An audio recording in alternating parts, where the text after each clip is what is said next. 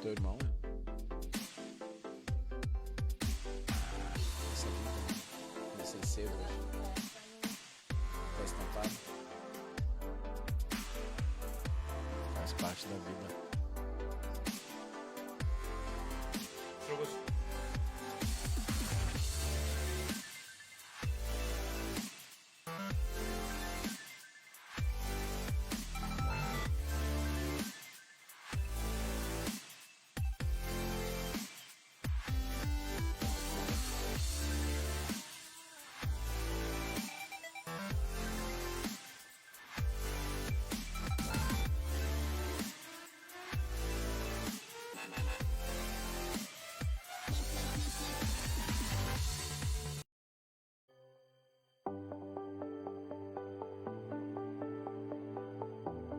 Trendices, internet, fibra ótica e via rádio. Fone 3286 4084. Internet e fibra ótica é aqui. Trendices, internet, fibra ótica. Santa Maria, na Avenida Paulo Lauda, número 370, na Tancredo Neves. E também em São Pedro do Sul, Rua 7 de Setembro, 282, Sala 8, no centro. Trendices, internet, fibra ótica é aqui. Fone 3286 4084.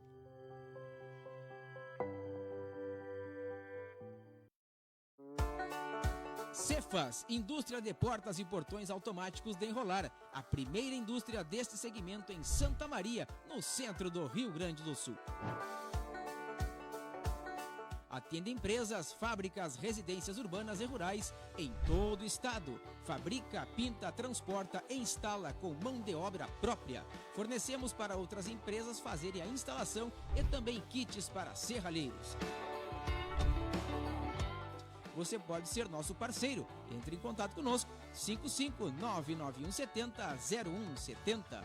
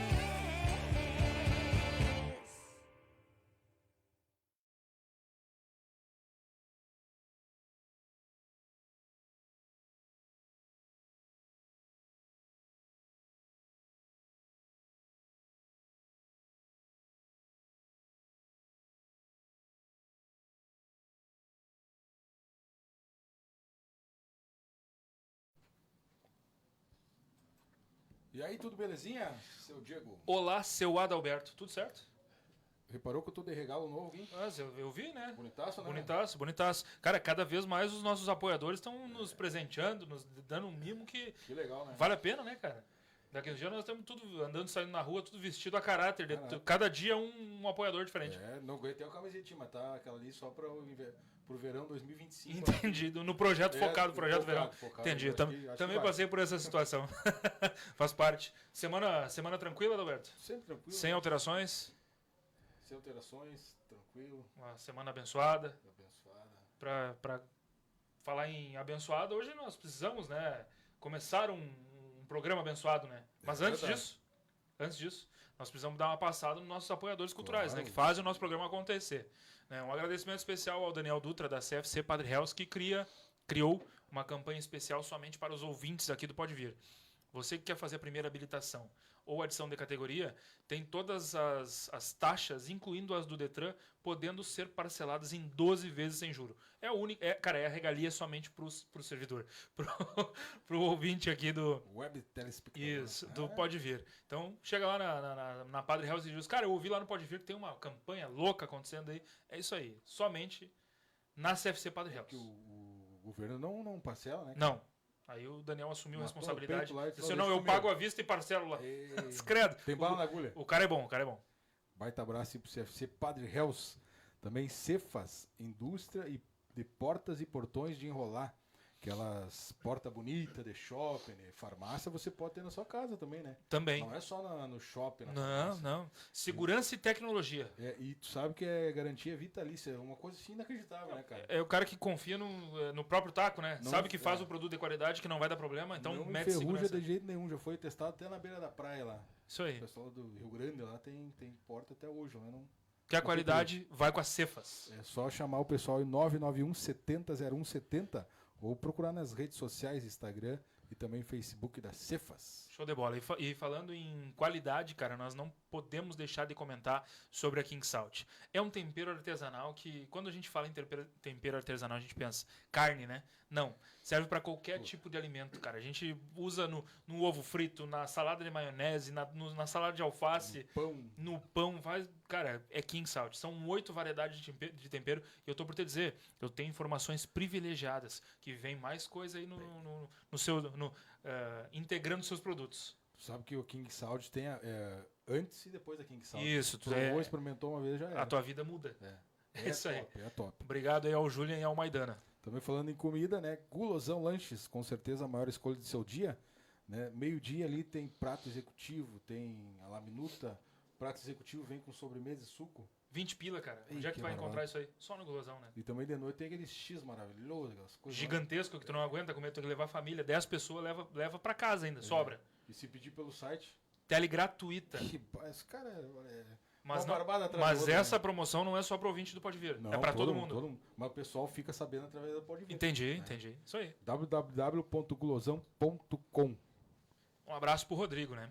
E também a gente conta com o apoio aqui da DM Moda Urbana, que acaba por vestir os guris, né, do Pode Vir com roupas de qualidade, com uma loja que eu não posso mais usar o que eu falei esses dias aqui, que é um slogan de outra loja concorrente, que é a loja que te entende. Mas, cara, a DM te entende.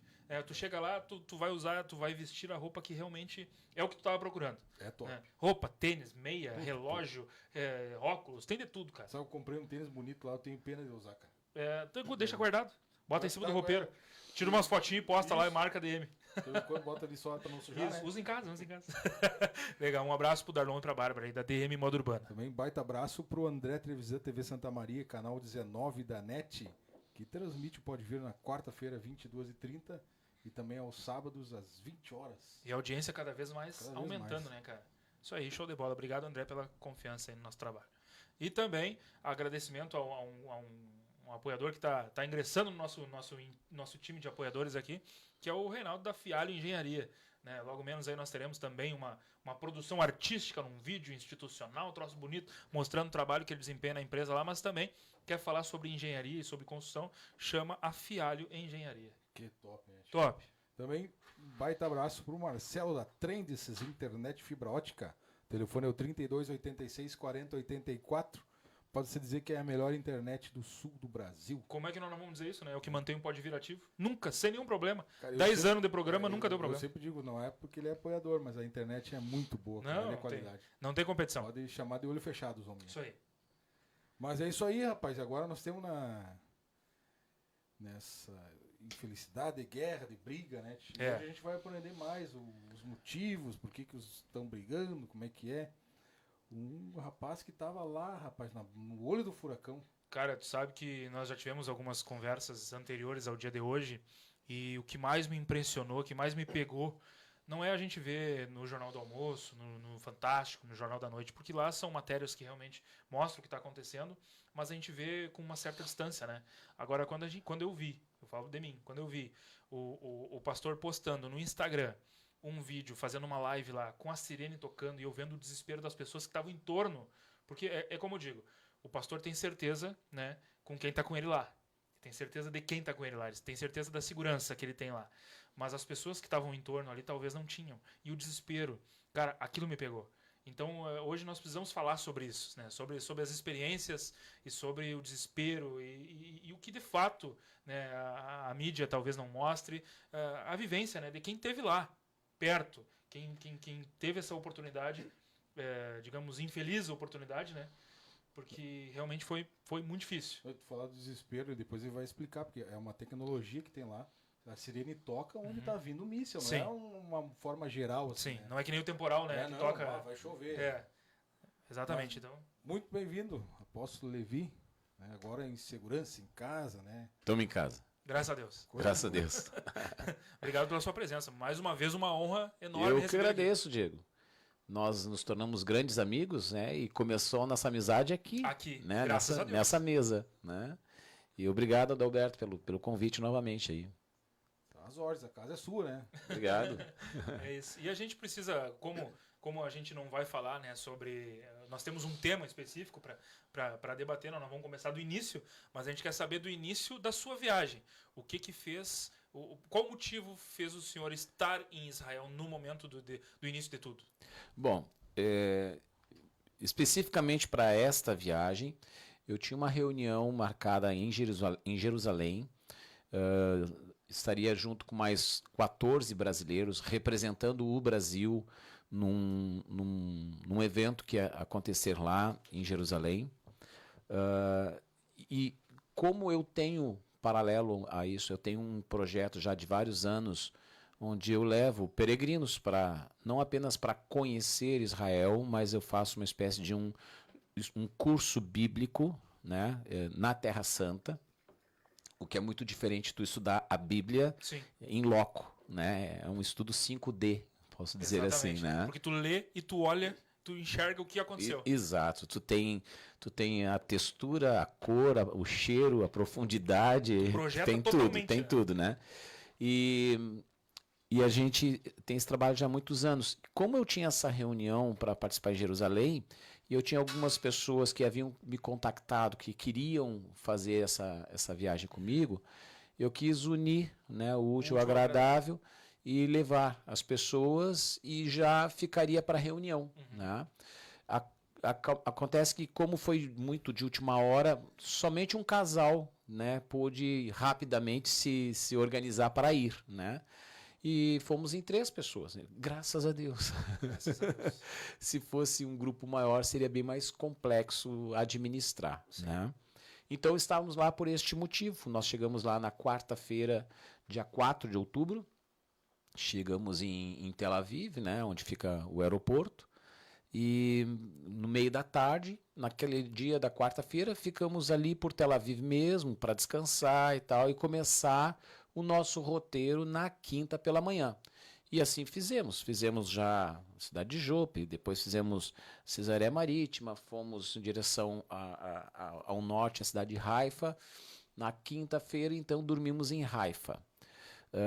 Na sexta-feira pela manhã saímos, continuamos o roteiro, fomos para Nazaré, fomos para o Vale do Armagedon, um lugar chamado Tel Meguido, terminamos o dia na Galileia, sexta-feira. Sábado, dia 7, estávamos na Galileia, começando o roteiro do dia, né, na região norte, lá na Galileia, e Estávamos nas margens do Jordão, do Rio Jordão, e o rapaz que estava comigo, né, o Carlos, ele assim, pastor, entrou aqui nas notícias do G1 aqui no meu celular, tá acontecendo alguma coisa lá no sul, lá na faixa de Gaza. Eu disse para ele, na faixa de Gaza está sempre acontecendo alguma coisa, né? É normal. E não dei muita atenção, enfim, né? Não imaginei que... E seguimos o roteiro ao longo do dia. No final daquele sábado, era umas 5 horas da tarde, estávamos no Monte das Bem-aventuranças. E aí eu recebo uma ligação de um rapaz que é dono de uma agência de viagens, que é um parceiro nosso. Eu digo, pastor, onde é que você está? Eu disse para ele, olha, eu estou na Galileia. Ele disse assim, o senhor tem noção do que está acontecendo? Eu disse para ele, eu soube que houve alguma coisa lá no sul. Ele disse, não, pastor, é mais do que alguma coisa, é guerra. Aí ele me deu assim a noção do que estava acontecendo. Ele disse, pastor, vai para o local onde vocês estão hospedados, encerra o roteiro de vocês e aguarde instrução. E foi o que a gente fez imediatamente, né? Isso foi sábado, dia 7. A partir dali, nós já interrompemos completamente o programa. Ficamos no apartamento em que estávamos hospedados, ficamos ali e acompanhando as notícias pela televisão, pela CNN. E era assustador, assim. Cada vez mais. Cada dia piorando a situação, né?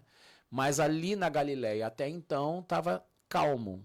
Até a quarta-feira, que foi quando você viu aquele vídeo, aquela live que eu fiz ali pelo Instagram, né? Ali a coisa ficou tensa. E muito tensa. Porque as sirenes soaram ali onde a gente estava e não tinha bunker. Então, acabamos que nos refugiamos debaixo das escadas lá e muito tenso, porque famílias inteiras ali, né, assustadas, crianças agarradas nas mães, chorando por causa da sirene. É uma sirene, cara... pelo vídeo, a gente tem pouca noção do que realmente era, né? Então, eu imagino o quanto deve ter sido assustador viver o que o senhor viveu, né? É verdade. Foi, não... o assustador, o contexto é o seguinte... Não se trata de um medo de morrer, não é bem isso, entende? Porque a nossa experiência de fé nos traz uma paz Sim. quanto a essa questão. Mas a vida, a gente luta por ela. O natural do homem é lutar pela vida, né? Mesmo sendo cristão, tendo convicção de fé, nós lutamos para viver, né? E existe um contexto, existe família, existe uma série de coisas que estão no nosso entorno e na hora passa muitas coisas na cabeça, né? Porque não é só a possibilidade da morte, é a possibilidade daqui a pouco, sei lá, o cara fica aleijado, fica paraplégico, fica deficiente, né? Dentro daquele contexto de guerra, enfim, mil coisas passam na cabeça numa fração de segundos. Sim. E foi tenso, mais tenso ainda, porque como eu estava transmitindo, a minha filha estava na escola. E um colega dela viu na hora que eu tinha entrado e chamou ela, Lu, ó, teu pai está aqui. Daí a minha filha assistiu e aí ficou apavorada. Aí entrou em contato comigo pelo WhatsApp, né?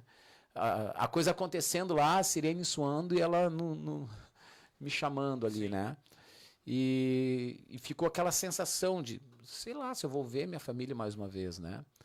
Depois passou, né? Foi uma sequência de sirenes, nós ficamos um bom tempo ali, isso na quarta-feira, e aí percebemos que já a Galileia já não era mais um lugar seguro, né? Mas naquele momento houve bombardeio na Galileia? Não caíram bombas ali, né? Depois nós ficamos sabendo o que aconteceu. Eles houve um ataque de hacker. Sim. E eles simularam bombas na direção de toda a região norte, como se estivesse vindo do Líbano. Sim. E então disparou as sirenes. Mas isso foi uma ação do Hezbollah, tá? Para testar o tempo de reação de Israel. Entendi. E depois eles começaram a lançar bomba. Trabalharam em conjunto. Claro. É porque lá é importante, depois aí o senhor explica mais, mas o Hezbollah Ele é o responsável pelos ataques ao norte e o Hamas ao sul. Porque o Hezbollah está mais alocado no Líbano. Uhum. E o Líbano faz fronteira com o norte de Israel. Sim. E o Hezbollah, o Hamas está em Gaza, né, que fica na região sul, mas são parceiros. Sim. Entendeu? Lutam pela mesma causa, vamos Sim. dizer assim. E o Hezbollah é muito mais aparelhado do que o Hamas. Então, se vocês estão vendo todo o barulho que o Hamas conseguiu Imagina o fazer, Hezbollah faz. até hoje, eles estão mandando a base de 100 a 200 mísseis por dia, Sim. ainda, com tudo que Israel já bombardeou lá Sim. dentro de Gaza, eles ainda estão mandando 100 a 200 mísseis por dia. O poder bélico deles é impressionante. É gigantesco. Agora, tu imagina que o Hezbollah tem muito mais do que o Hamas.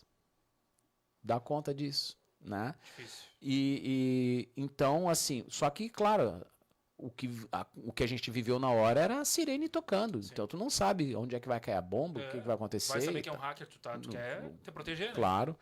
Aí nós decidimos ir para o aeroporto, né?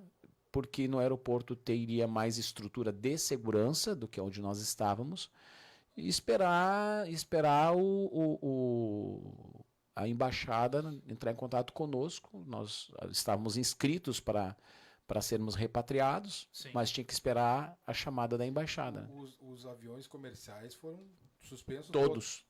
Só da embaixada mesmo. Só os aviões, digamos assim, de embaixadas de vários países, né? Então, vários países começaram a mandar aviões para buscar o seu povo, mas não eram voos comerciais. Os comerciais foram todos cancelados. Naquele momento, existiam muitos brasileiros que não eram nativos, que eu me refiro, que não moravam em Israel, que estavam em Israel. Porque, assim, por que é a minha pergunta? Porque no primeiro dia de ataque, lá no dia 7, já houve aviões que retornaram com brasileiros. E o senhor demorou ainda mais 4 dias? 4 dias. Pois é, então demorou todo esse tempo. Na verdade, a embaixada recebeu 3.000 inscrições de brasileiros para retornar. Ah, bom. 3.000 inscrições.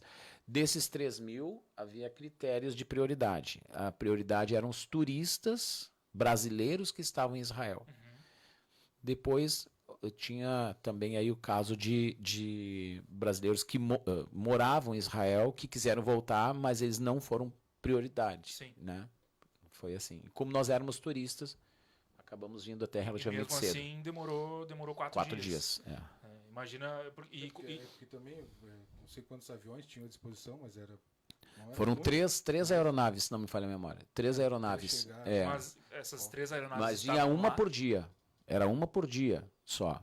Tinha 2 aviões com capacidade de 200 e poucos passageiros e uma de 60 e poucos passageiros. Imagina, por isso a dificuldade. Então, por exemplo, na quinta-feira foi um avião com a capacidade menor, 60 e poucos. Na sexta-feira, que foi o meu voo, era 200 e poucos. Mas e aí a embaixada entrava em contato com vocês através de e-mail? Eles ligavam. Aí eles ligavam? Chamaram o telefone. E aí, na quinta-feira de tarde, eles me ligaram, olha, vocês estão na lista do voo de sexta-feira, e deram as instruções, mandaram por WhatsApp as instruções básicas e foi tranquilo. E o pessoal, a população lá de Israel, o que o senhor percebia, assim, eles estavam tensos também, ou tipo assim, normal, mais uma que a gente vai... Não, porque a gravidade dos fatos, a intensidade do que foi feito, Israel, desde o Holocausto, não tinha visto nada igual. O nível de crueldade com que o Hamas atacou, mais de 100 crianças decapitadas. Pode imaginar isso? Não tem como. Mais de 100 crianças decapitadas. Famílias inteiras cremadas. Mulher grávida que teve a barriga rasgada, arrancaram a criança de dentro do ventre da mãe e esfaquearam a criança. Isso não é coisa de gente. Não. Isso é pior que animal. Sabe? Foi muito, muito violento. Então, Israel estava em estado de choque. Quando o Netanyahu disse, estamos em guerra e nós só saímos da guerra depois que exterminar o Hamas, o povo aderiu. É isso mesmo. É isso mesmo. Porque se deixar, eles voltam. Sim. Entende? Eles voltam. E cabe aqui, tá, fazer uma observação. Existem duas coisas completamente distintas. Uma coisa é a causa palestina e outra coisa é o que o Hamas fez. Não é E pela causa, o né? que o Hamas fez prejudica a causa palestina. É outro departamento. Não é uma briga territorial, né? Não, é muito mais O buraco é mais embaixo. muito mais profundo que isso. É. Entendeu? Por quê? Está no próprio estatuto do Hamas. Para esses grupos extremistas, não existe negociação territorial. Para eles, a única possibilidade é o extermínio de Israel. É isso que está em xeque. Eles não aceitam a existência do Estado de Israel. Eles não estão fazendo para barganhar. Não é assim, ó, tu fica com um pedaço de terra, eu fico... Porque essa proposta já foi, Israel já aceitou várias vezes. A proposta de divisão territorial, Israel já deu ok, já sinalizou ok há muito tempo. Só que a primeira proposta da ONU pegava todo o terreno da Palestina ali, né, suposta Palestina, 20% era para Israel, 80% era para eles. Estava mais do que bom, né? Israel aceitou e eles não. Então não é por terra. Tu entendeu? Eles querem a hegemonia, eles são antissemitas. Eles só trabalham com a hipótese do extermínio de Israel. Haja visto o que está acontecendo agora. Né? Vocês viram o que aconteceu ontem lá na Rússia? Um avião que pousou, um avião que veio de Tel Aviv e pousou lá, e os caras invadiram o aeroporto para pegar os judeus que estavam dentro do avião. Eles queriam matar os caras, só porque eram judeus que estavam vindo de Tel Aviv.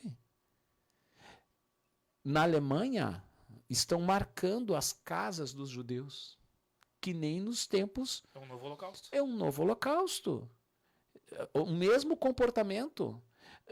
Um hotel, os caras souberam que tinha um judeu no hotel, os caras invadiram o hotel, ordenaram o dono do hotel que trouxesse os judeus para fora, senão eles iam destruir o hotel e matar todo mundo. Que é isso, cara? Mas assim, pastor, hoje nós temos um entendimento sobre quem é o grupo terrorista Hamas, quem é o grupo terrorista Hezbollah, mas na época do Holocausto, por exemplo, tinha uma figura central, Hitler. Hoje, com isso que está acontecendo, esses grupos terroristas, eles são de forma, digamos, eles são um só, ou existe um líder a ponto que nem foi, por exemplo, Osama Bin Laden, né, que era um líder que causava muita morte. Existe uma figura central que possa ser ali, vamos dizer, capturado ou exterminado, ou o grupo inteiro assume essas responsabilidades?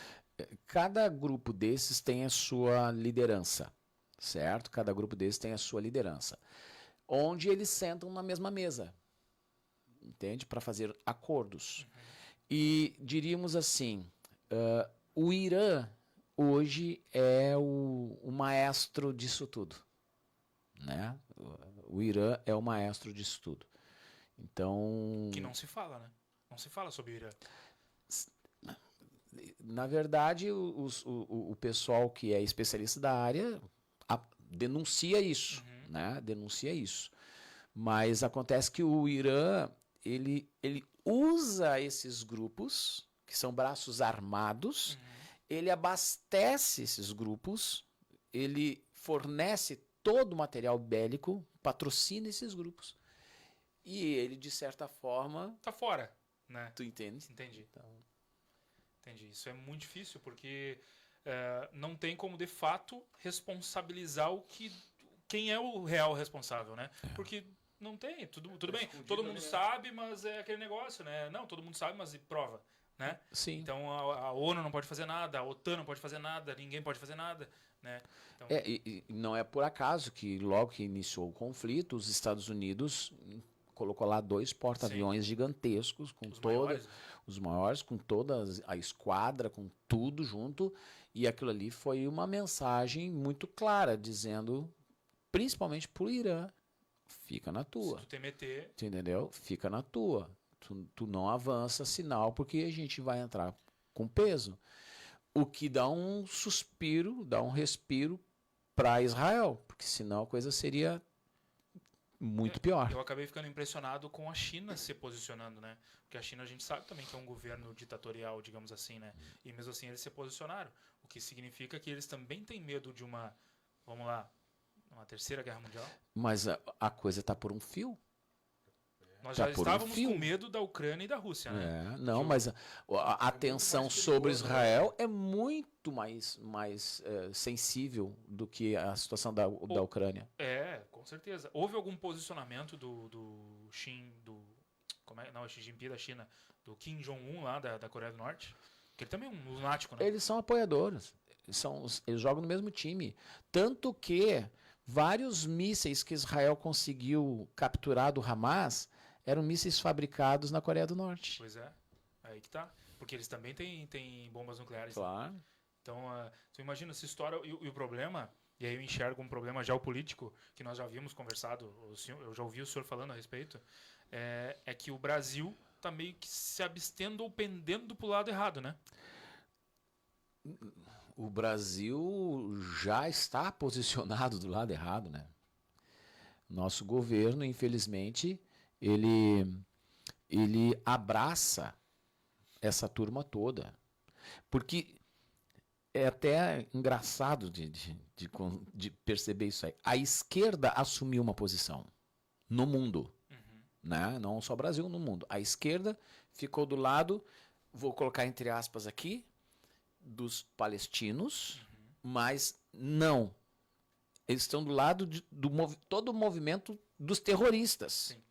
Eles interpretam que essas ações, Hamas, Hezbollah, esses grupos, não vêm como terrorista. Palavras do presidente. Eles têm uma causa genuína. Palavras do presidente. Eles não reconhecem como grupo terrorista, mas como um grupo de resistência por uma causa. Isso é piada. Isso é piada, isso é palhaçada. Isso não é verdade. Entende? A causa palestina, ela é legítima. Mas ela não consegue se estabelecer justamente por causa dessa contrapartida aí. Entende? Gera um outro tipo de conflito, que é um conflito pela sobrevivência. Sim. Israel está na guerra para sobreviver. Não é por outra razão, não é nem pelo território, é para poder sobreviver. Sim. Então, a esquerda assumiu essa posição, o que é uma hipocrisia só. Porque a esquerda tem suas pautas, né? Todas as suas pautas. Eu queria, assim, só convidar alguns representantes de alguns movimentos, tipo, tá? LGBTQIA, não sei, agora é um alfabeto inteiro, para tentar fazer esses pronunciamentos que eles estão fazendo pró-Hamas lá em Gaza mesmo. Eles não sobrevivem em 30 segundos. Sim. Lá não é permitido, né? Não é. Tem conversa, né? Não tem. Mas Tu Israel entendeu? é, né? Em Israel Não é ditadura. é a única democracia do Oriente Médio. É em Israel. Pois é, mas Em Tel Aviv tem parada gay. mas não é hipocrisia. Vai fazer governo parada de gay. esquerda apoiar. É o que eu estou dizendo. É uma hipocrisia só. Entende? Mas o que acontece? Está havendo geopolítica, né? Está havendo coalizão entre o mundo islâmico e as esquerdas populistas no mundo.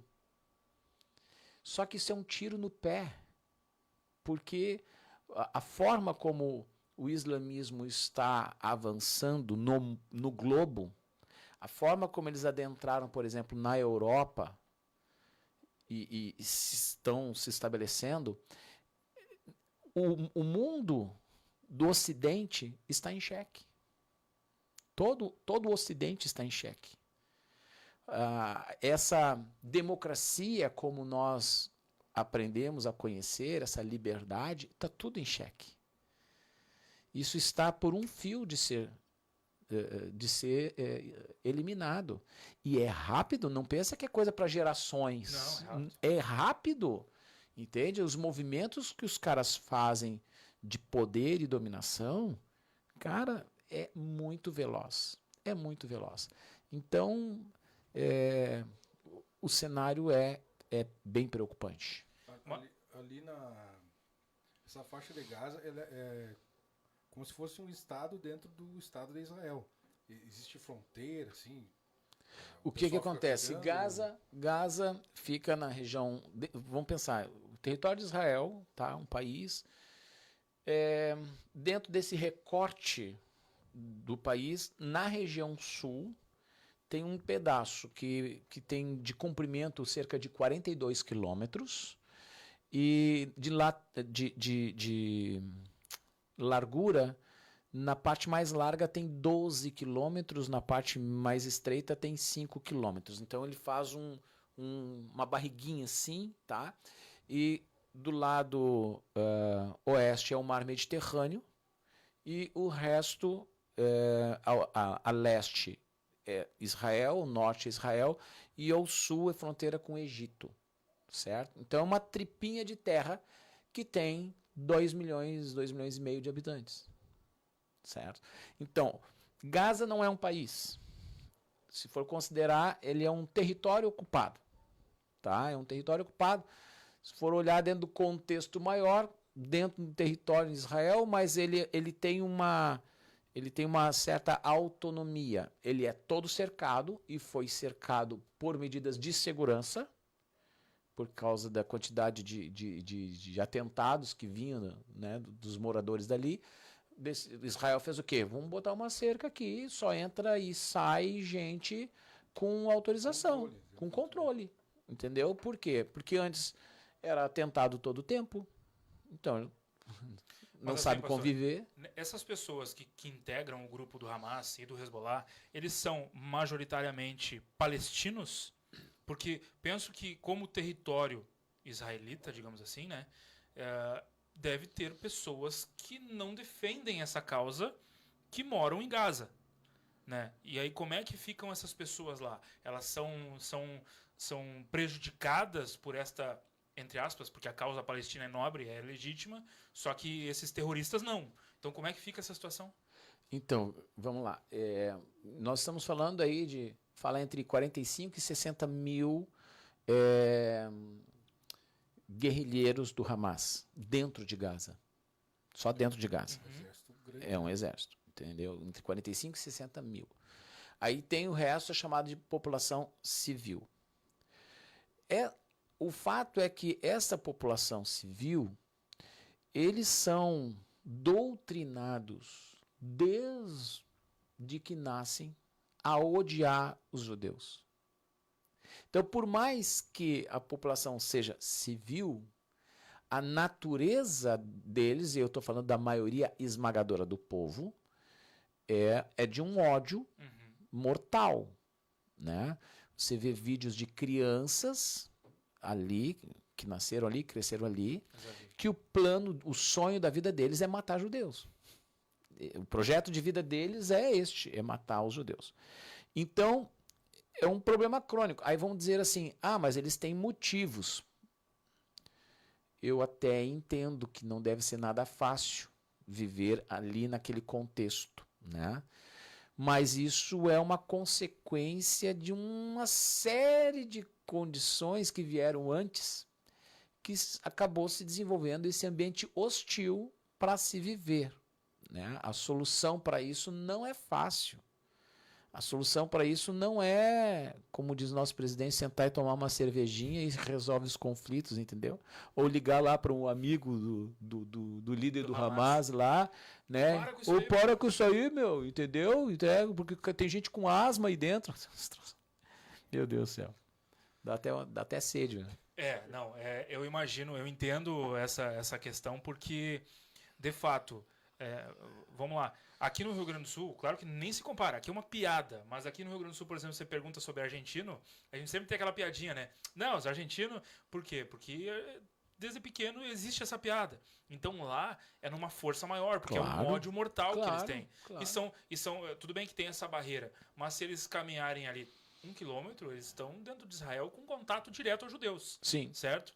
Então, e esse convívio antes dessa guerra, ele existia por algumas pessoas ou de fato eles não se permitiam ter contato nem visual? Não. Agora, até o problema desse conflito, tá? Israel tinha feito o quê? Que movimento Israel tinha feito? 2005, lá dentro de Gaza tinham judeus morando lá. E pro bem de, digamos assim, de fazer uma boa política com o Fatah, que é um outro partido, e também com o próprio Hamas, Israel tirou todos os judeus que moravam em Gaza. À força, os caras não queriam sair de lá. Porque tinham suas vidas construídas lá. Sim, mas se continuasse, iam morrer. Mas assim, Israel tirou toda a população judaica, né? A força do exército. Israel tirando os judeus à força. Sim. E disse, o território é de vocês. Mostrando Fiquem em paz. que queria se Entendeu? resolver. Fiquem em paz. Sim. 2005. Adiantou? Não. Israel, isso agora, antes do conflito, tinha... Não me lembro, agora eu não vou falar o número porque eu iria mentir. Não sei quantos mil palestinos, moradores de Gaza, tinham autorização permanente para trabalhar em território israelense. Iam e voltavam todos os dias. Mas era um acordo entre cavalheiros ou era um Não, escrito em... É uma autorização, Entendi. é uma autorização governamental, entendeu? Tipo um passaporte, Entendi. né? Um visto, né? Porque Israel precisa ter o controle de quem entra no seu território, Todo um cuidado. porque os caras vinham, antes quando não tinha esse tamanho desse controle, os caras vinham com bomba e matavam civis. Então, Israel foi cercando, foi criando defesas para proteger a sua população. Entende? Então, é conflitoso.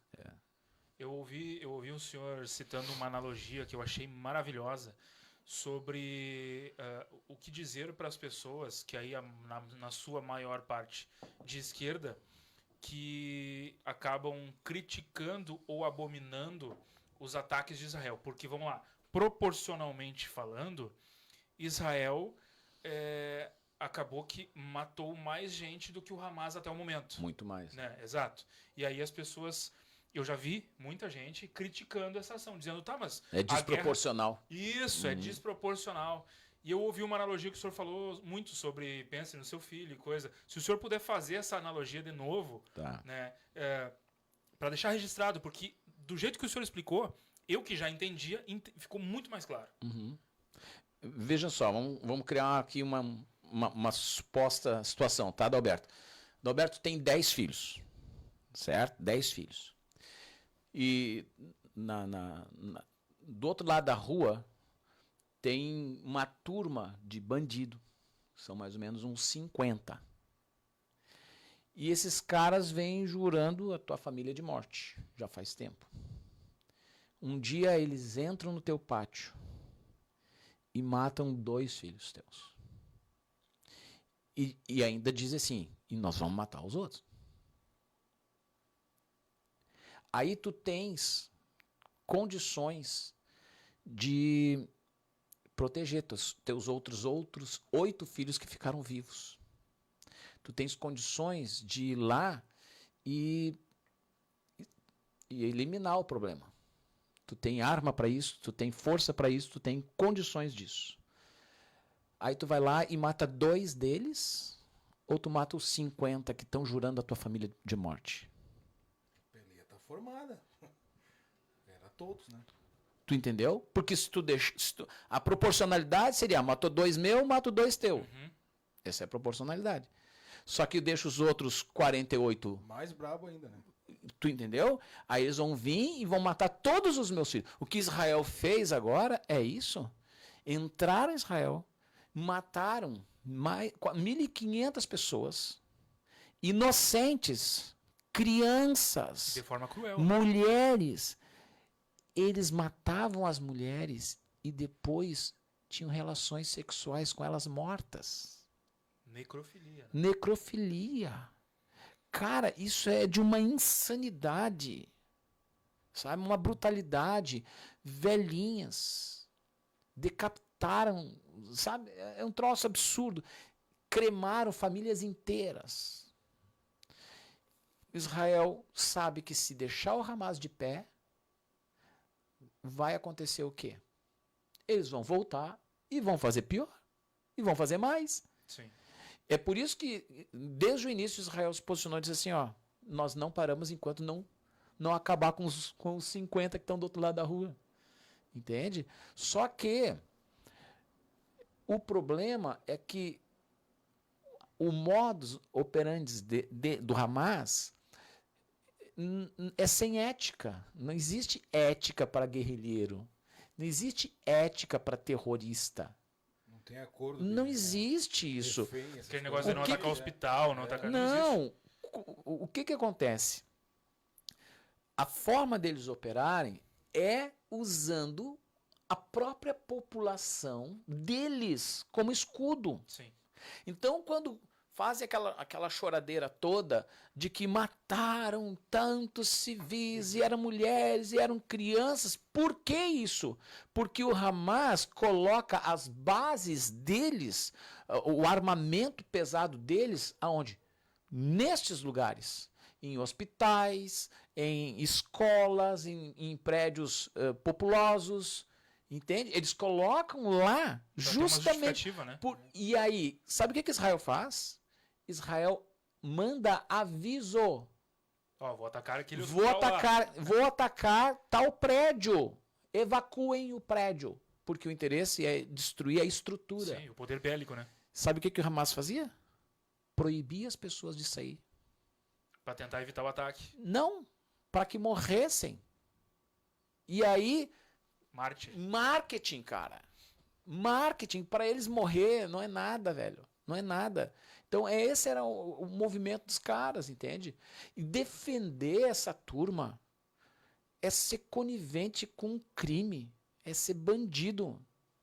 Eu não entendo, e vou repetir. Vamos separar a causa palestina. Eu acharia justo ter uma porção de terra para ajustar a vida, né, daquele povo que está lá, certo? Em harmonia com Israel, sem problema. Eu sou a favor disso.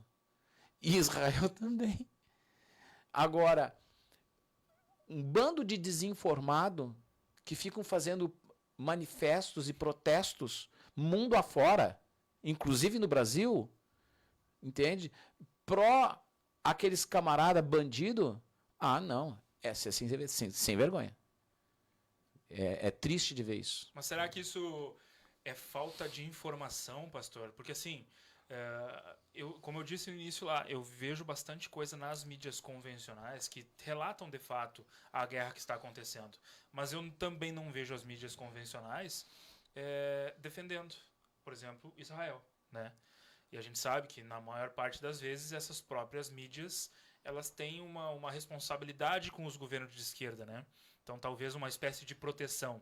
Então, essas pessoas que acabam protegendo... Porque assim, eu conheço algumas aqui em Santa Maria que defendem essa causa palestina, que eu tenho certeza que é falta de conhecimento, falta de informação. Mas será que é todos falta de informação? Ou essas pessoas fazem isso de propósito, de uma forma de doutrinar para que seja contra, porque Israel... teoricamente, lá tem a cidade sagrada, que tem toda a história da Bíblia, porque a gente sabe que o mundo que a gente vive hoje tá cada vez mais pessoas tentando denegrir a palavra, tentando tirar essa parte religiosa das pessoas. Como é que o senhor atribui isso? Veja só, Israel e o povo judeu sempre foi perseguido. Sempre. Desde a origem. Né? Desde o princípio foi perseguido. E houveram momentos assim tenebrosos, né, da sua história. O momento mais recente, o Holocausto. Né? Tu imagina o que foi o Holocausto? Simplesmente pessoas normais que estavam vivendo o seu dia a dia, tinham seus negócios, sua lojinha, seu comércio, sua indústria, sua empresa, ou era funcionário, enfim, vivendo normalmente. E da noite para o dia, passa só porque corre nas veias um sangue judeu, passa a ser caçado. Antes do Holocausto, tinha no mundo aproximadamente 10 milhões de judeus. 9,5, 10 milhões de judeus. Quando termina a Segunda Guerra, tem 3. Em poucos anos, exterminaram mais de 6 milhões de judeus. Só que isso não foi apenas no Holocausto. Anda um pouquinho mais para trás na história, tu tem o tempo da Inquisição. A quantidade de judeu que foi para a fogueira por causa da Inquisição, perseguidos, toda a Península Ibérica e até aqui no Brasil. Então é um povo que é calejado do ódio do mundo por eles. E isso não é por acaso. Aí entra as questões espirituais. Aí tem as razões espirituais. Porque é um povo que surge a partir de uma aliança de Deus com um homem chamado Abraão. Esse pacto de Deus com Abraão vai dar origem a esta nação. Então, obviamente, a Bíblia diz que o mundo jaz no maligno. Então, existe uma perseguição a este povo simplesmente por ser fruto deste pacto. Então, aí vai a questão espiritual, né, em voga. Eles possuem a Torá, né, que é a revelação da lei de Deus, que vai contra muita coisa que a humanidade gosta e quer praticar, né? Então, a Torá ensina valores éticos e morais. E o mundo não quer esses valores éticos. Cada vez mais Tu entende? Então, isso vai gerando no mundo o ódio contra eles, né? E nós temos as escrituras, nós temos as profecias que falam a respeito dos últimos tempos, como se darão as coisas nos últimos tempos. E as coisas nos últimos tempos vão ser assim. A Bíblia fala de duas grandes guerras. Uma, a guerra do Armagedon, e a outra de Gog e Magog, certo? A guerra do Armagedon, ela está mais próxima. E ela tem um desenho. Qual o desenho? O mundo dirigido por um governo centralizado, um líder mundial representando, né, esse poder a nível planetário, né, e os exércitos do mundo indo contra Israel. Esse é o cenário.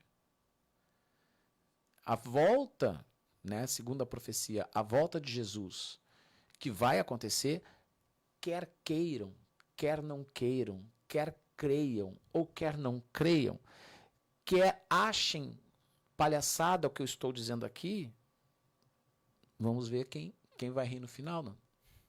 Então, fica a dica. Israel vai ser atacada por um grande exército. E é nesse contexto que Jesus volta. E ele volta justamente para salvar Israel dessa tentativa de extermínio final. Entende? Então, me parece que a coisa está se desenhando. Está muito próximo, né? Eu não posso afirmar, acho que ninguém pode afirmar, que esse episódio agora é o derradeiro. Mas aproxima Eu estou mais, dizendo né? que o cenário começa a ficar bem parecido, entende? Em outros momentos da história já houveram cenários parecidos também. Então eu não gosto de me precipitar e dizer e fazer afirmações dizendo que é agora. Não, olha, mas a gente tem que ficar com a butuca ligada, né? Esperto. Porque Nós não, né, pastor? o mundo todo, né? O mundo todo, que fique o alerta, né? Nós temos o privilégio de ter o acesso às escrituras e poder interpretá-la. Isso faz com que a gente possa se preparar para um momento. O descrente ele ignora esses fatos. Ele vai considerando como algo que não tem nada a ver com ele, mas no final vai ter com todo mundo, né? Olha, realmente é uma situação que te faz, no mínimo, pensar. Como o senhor acabou de falar dos descrentes, né? Será que esses descrentes, eles não conseguem enxergar que o mundo está do avesso? Porque, cara, a gente vê tanta coisa, não somente agora, com essa guerra de Israel, mas tanta coisa no nosso convívio, tanta coisa que está errada. E aí eu não digo nem por conhecimento da palavra. Eu digo por coisas que tu percebe a olho nu que está errado, que não está certo, que não é assim. E tem muita gente que acaba dizendo, não, tá tudo certo, deixa assim, cada um sabe o que faz. Cada um tem a sua verdade. Exato, a verdade ela depende de perspectiva. É subjetiva. Exato, a ditadura não, a democracia também depende de entendimentos, né?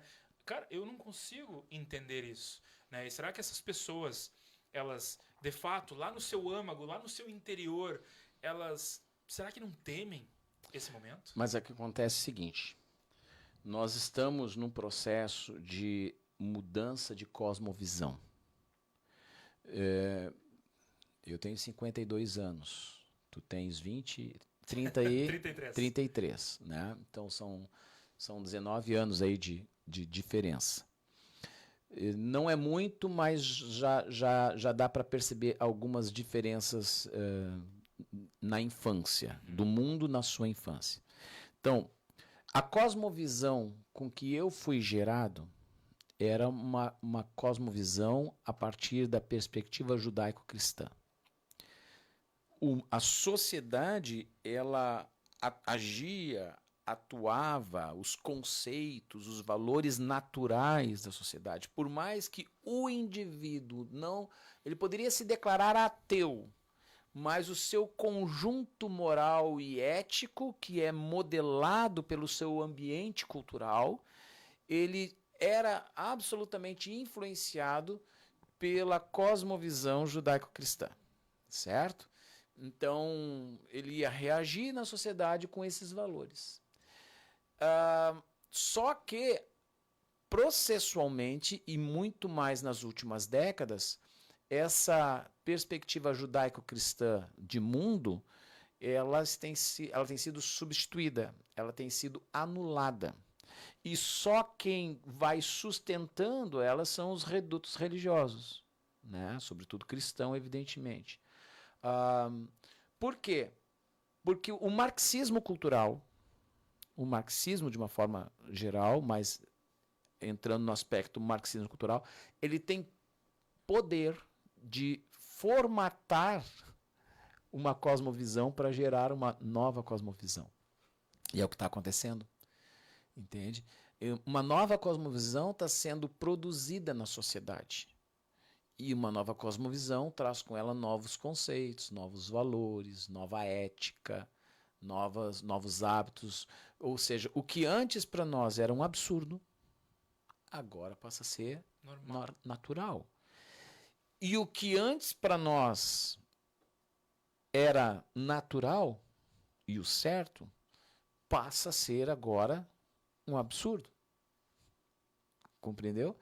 E então o choque, o conflito geracional, por exemplo, de quem tem a minha idade para cima, para essa geração mais novinha agora, é justamente esse choque de transição de cosmovisão. Muitos pais ou avós não conseguem dialogar com seus netos ou com seus filhos, né, quando tem uma diferença significativa, não conseguem dialogar, porque não entendem a cabeça um do outro. Porque são mundos diferentes. Foram criados em mundos diferentes. E isso também era previsto pelas profecias. A Bíblia fala sobre as características dos últimos dias. E Paulo, principalmente o apóstolo Paulo, vai descrever os últimos dias. Tu lê Paulo falando dos últimos dias, tu diz assim, ele está falando do século XXI. Paulo está falando de hoje. Nada estranho a nós, mas completamente estranho há 4 décadas atrás. Mas vamos lá, bem em cima do que o senhor está falando, né, sobre a cosmovisão. Nós temos uma responsabilidade, e aqui eu falo, por exemplo, o senhor tem filhos, né? E o senhor tem filhos, tem a sua filha que tá na adolescência. Que idade tem? 17. 17 anos, é adolescente. Está frequentando a escola, provavelmente com professores e com colegas de culturas e vivências diferentes, com certeza, e de diferentes idades. Né? Não é nossa responsabilidade, e aí eu digo transferindo para nós uma responsabilidade negativa.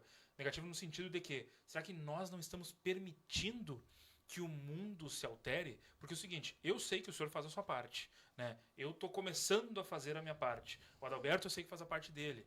Mas será que não ficou muito... Tudo bem que hoje cada vez mais os pais precisam trabalhar, ficar mais horas trabalhando, mais horas longe dos seus filhos para botar o pão à mesa. Mas será que não faltou um pouco mais de conversa na criação, um pouco mais de cultura? Cultura que eu me refiro a valores, valores valores familiares, né? Como o senhor falou, cosmovisão.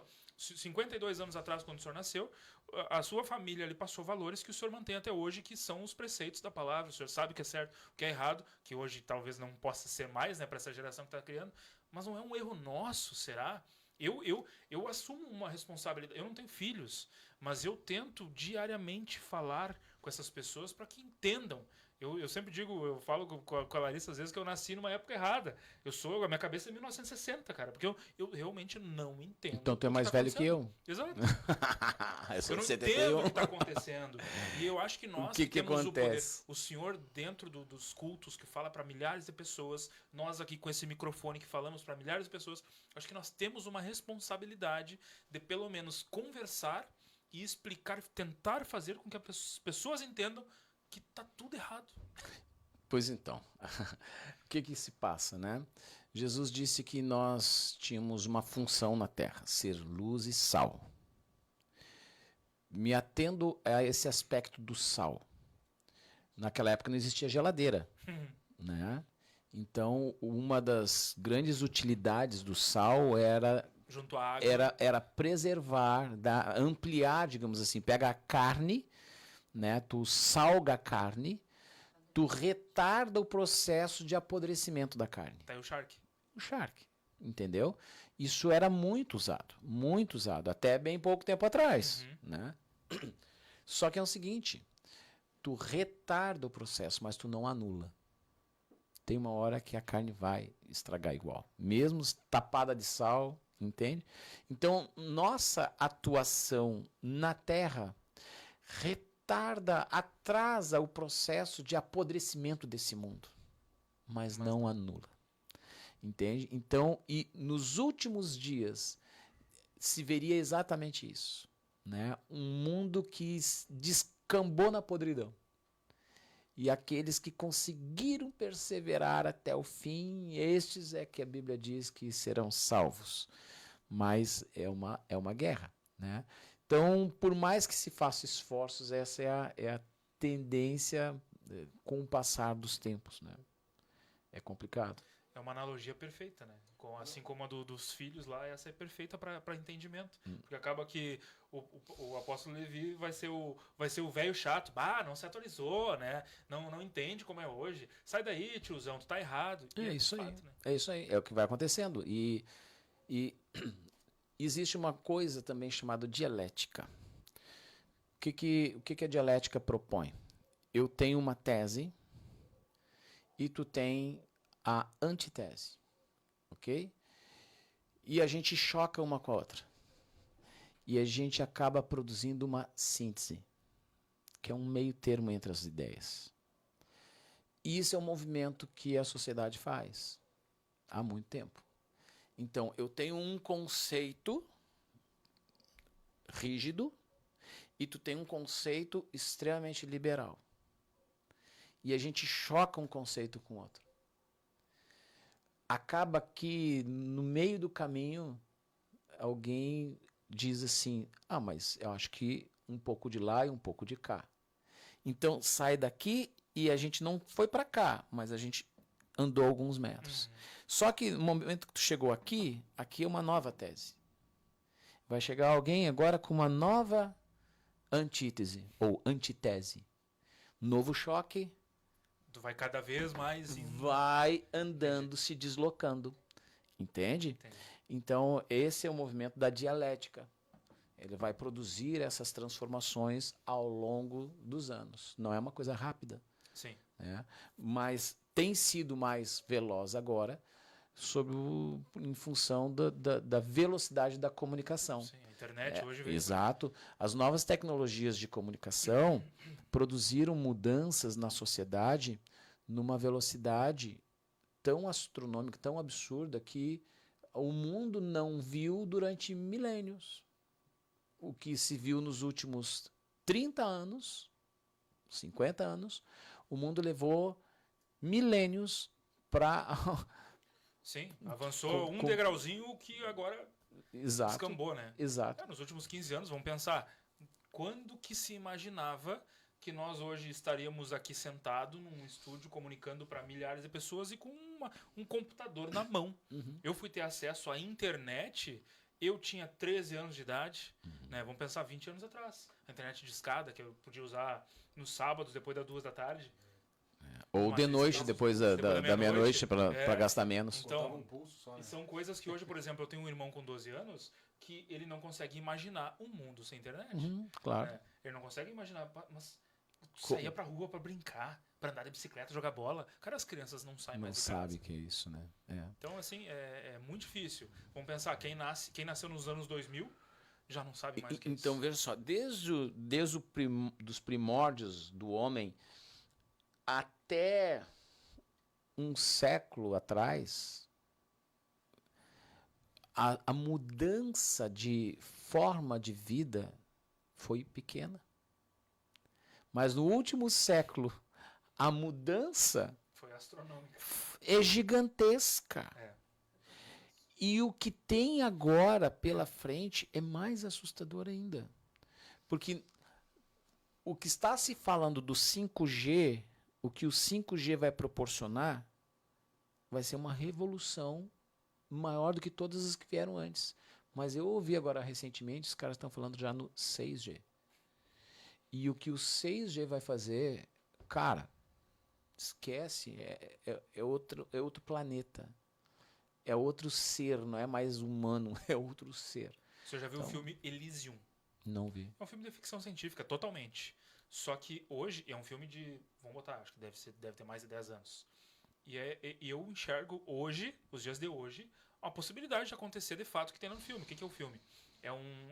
Foi criado uma espécie de cidade, de país no espaço, sustentado por não sei se gravidade, mas enfim, são as pessoas que não tiveram condições de subir, que tem um passe, tem um valor, só a alta elite consegue viver lá no Eu acho que eu vi esse filme.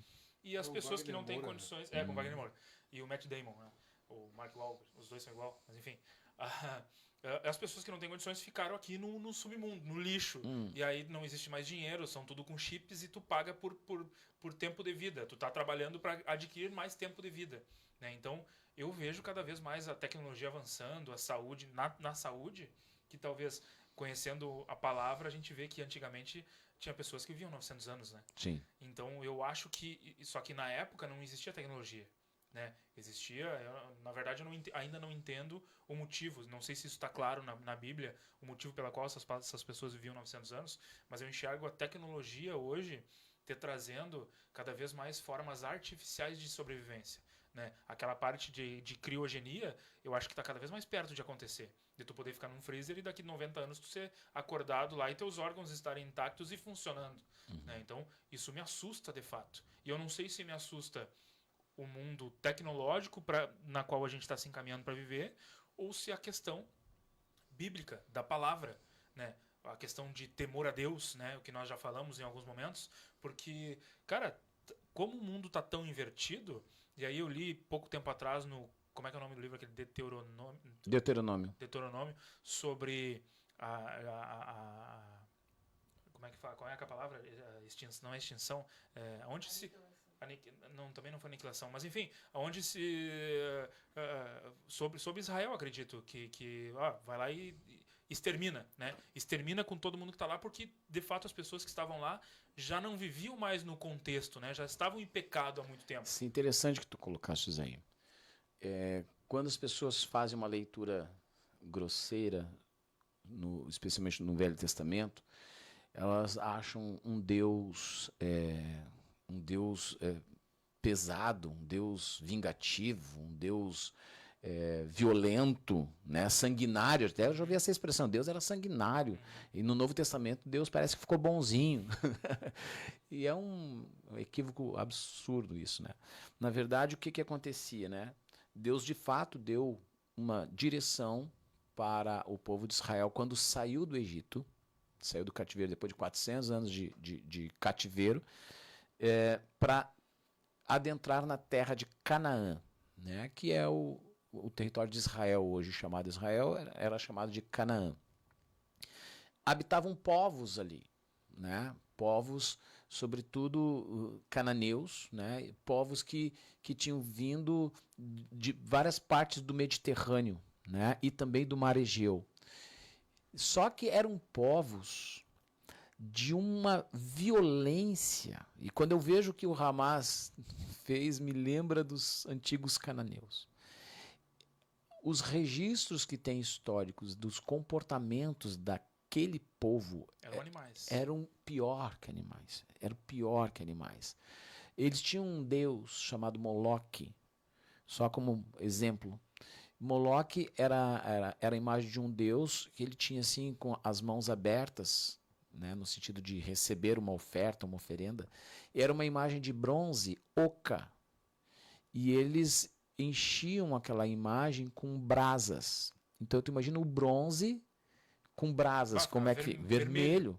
Eles pegavam os próprios filhos e colocavam nas mãos de Moloque. Eles fritavam os filhos em adoração a Moloque.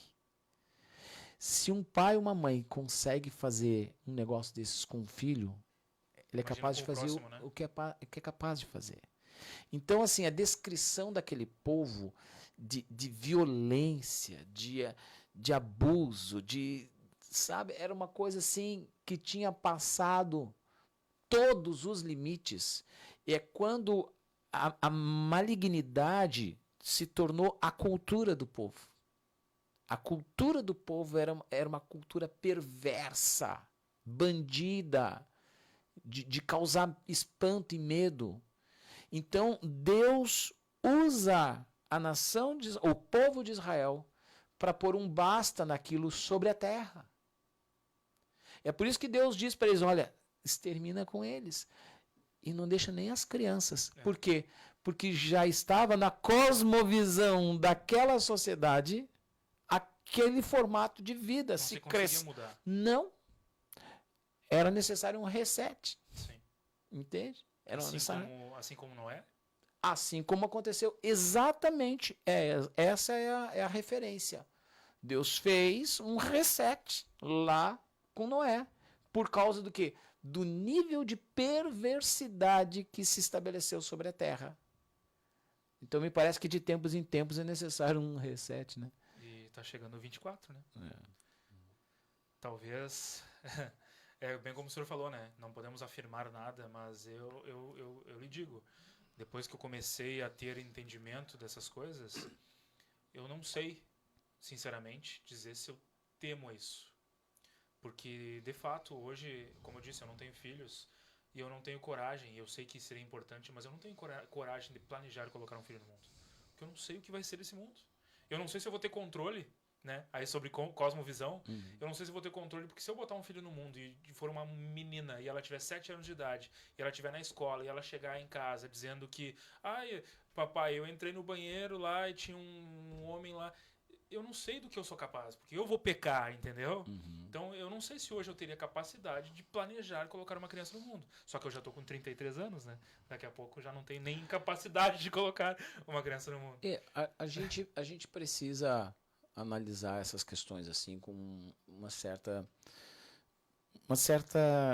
precaução, assim, uma certa prudência. Por quê? Se pensarmos assim, nós acabaremos não formando mais uma sociedade pro bem. Sim. Tu entendeu? Pro bem. E eles fazem 12, 10, 15, né? Entende? Então nós vamos abrir espaço para que aqueles que se propõem para o mal dominarem tudo. E nós temos que trabalhar para que os nossos lares sejam a resposta de Deus para esse mundo que vai de mal a pior. Então, sim, temos que fazer filhos, né? Um bom incentivo aí para você, pra Larissa, né? Façam filhos à vontade, para que esses filhos sejam ensinados no caminho da verdade. E evidentemente que eles vão ter um momento de escolha deles, pessoal, mas plantem a semente, né? E espera-se no tempo oportuno colher. E isso eu também tenho uma preocupação, porque eu conheço diversas famílias onde, de fato, os pais são pessoas do bem, pessoas que estão muito bem encaminhadas, têm entendimento e não conseguiram transparecer isso aos filhos. Porque tem filhos que são totalmente avessos, né? Quando a gente olha a história de Israel, a gente analisa alguns fatos históricos. Por exemplo, nós temos registro na Bíblia de reis, alguns reis de Israel que foram terríveis. Terríveis. Rei de Israel, terrível. E que os filhos foram maravilhosos. E filhos e homens, reis que foram maravilhosos e que filhos foram terríveis. Não, entendeu? Nosso papel é fazer a nossa parte. Sim. A gente mostra o caminho, mas cada um vai fazer a sua escolha, e aí é pessoal. Mas nós não podemos nos paralisar pelo medo daquilo que possa vir a acontecer. Aí não está na nossa alçada. Sim. Senão a humanidade para, e a gente tem que fazer a roda girar. Apóstolo, lá em Israel, o povo de Israel, né, o nativo lá, é um país que recebe bastante turista, né? Direto. É uma das principais fontes de renda de Israel, né? E eles, como é que eles tratam o turista? Assim, eles são abertos, são fechados? Israel é uma democracia, né?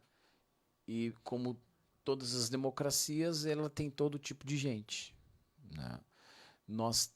Eu sempre fui muito, muito, muito bem recebido, né, em Israel, mas você vai encontrar grupos ortodoxos radicais, né, que não olham de forma simpática, porque eles olham para nós e sabem que nós professamos uma outra fé, digamos assim, e isso para eles é uma afronta. Mas isso é uma minoria. É uma minoria que tem esse comportamento. Via de regra, muito bem recebidos. 24 vezes lá, né? E fiquei mal agora, não foi por causa do judeu, foi por causa do Hamas. E outra coisa, o exército de Israel, ele é presente assim na rua ou é como aqui, tem brigada assim? Em cada canto. É presente assim? Você tem duas situações. Tu tem a polícia e tem o exército, né? Então, modelo modelo militar deles, né? Primeiro que o tempo de serviço obrigatório é bem maior do que aqui, né? Homens e mulheres, obrigatório servir, né? Homens e mulheres.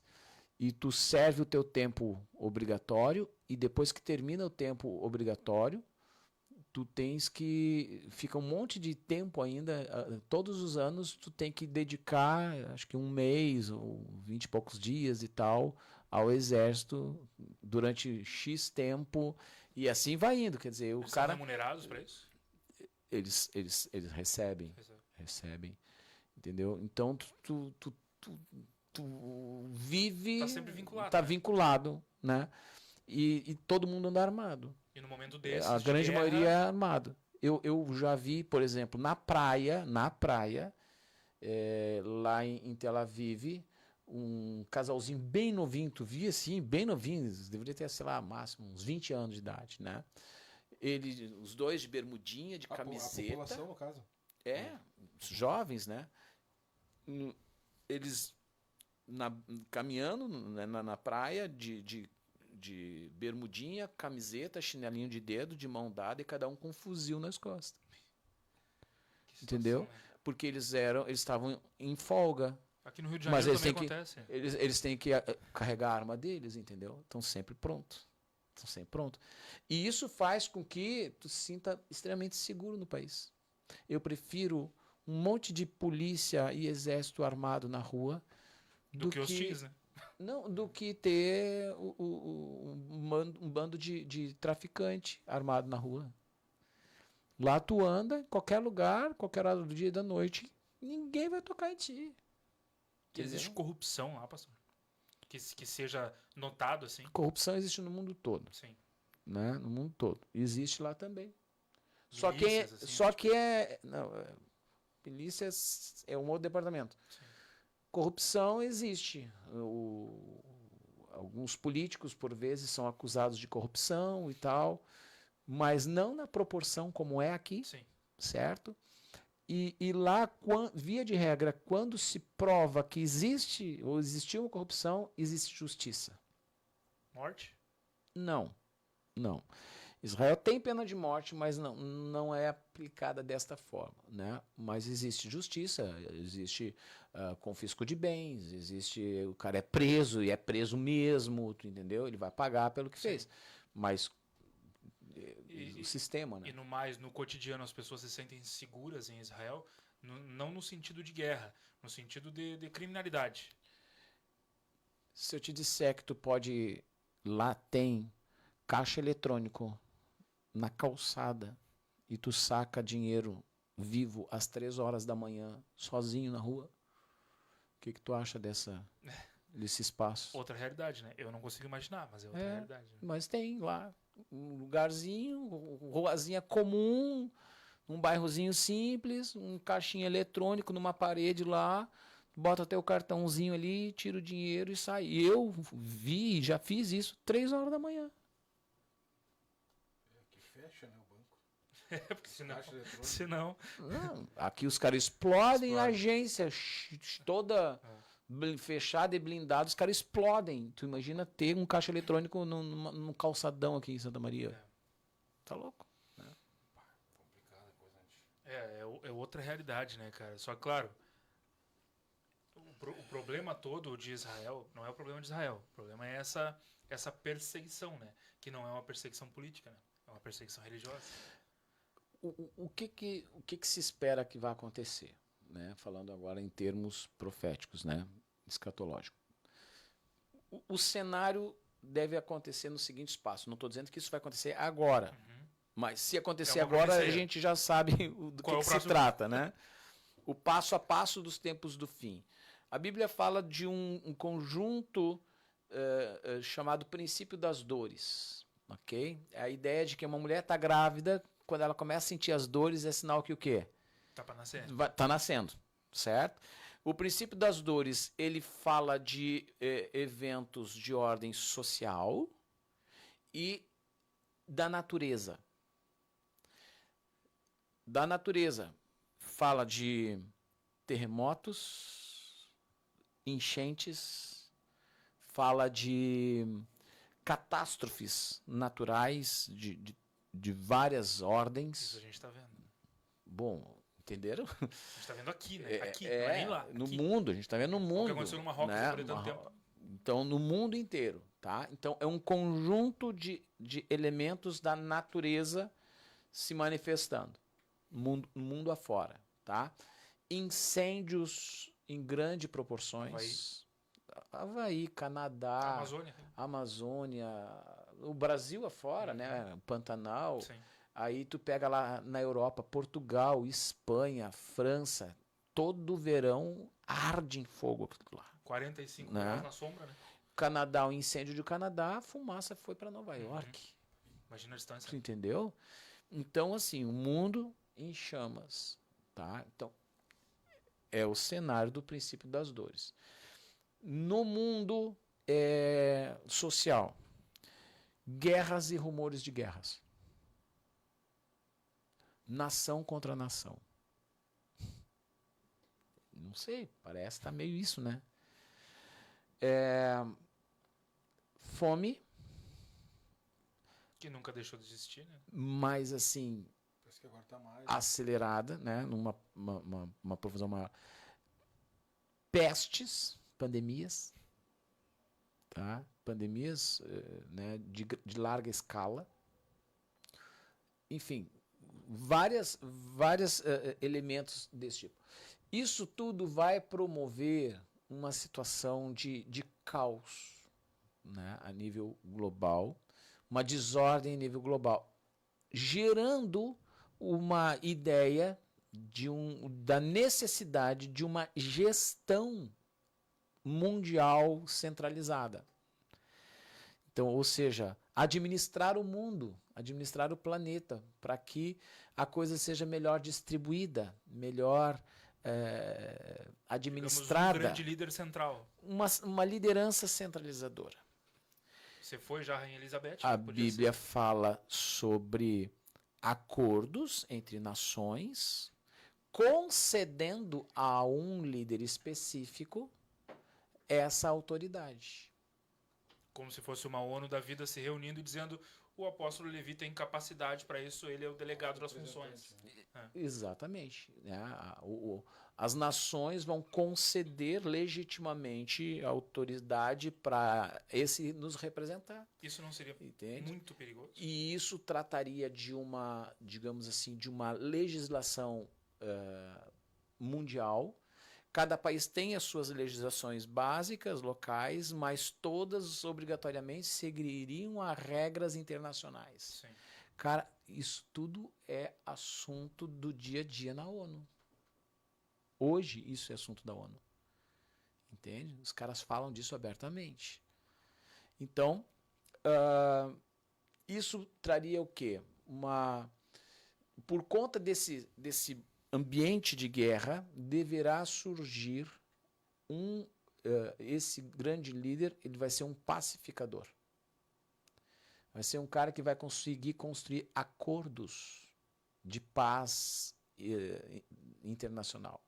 E isso vai causar grande admiração pela habilidade, pela competência, o cara conseguiu acalmar o mundo. Sim. Tu entendeu? Ele tem todo o crédito para que todo mundo possa... Mas esse cenário, será que aconteceria num formato de hoje, com 7 bilhões de pessoas no mundo, ou será que teria que acontecer novas pandemias, novas catástrofes, para dar uma enxugada na população? A Bíblia fala que com essas ações todas, Vai reduzir? 1/3 da população Sobrevive ou dizima? morre. 1/3 Um morre. terço morre nessa primeira pegada. Na pandemia eu não sei qual a porcentagem, mas já Não, foi boa parte, né? É o conjunto de tudo, calcula-se que 1/3 da população morre. Bom, depois tem mais morticínio ainda pela frente, né? Até chegar um momento derradeiro, né? Então, essa liderança mundial, ela vai, num primeiro momento, construir acordos de paz.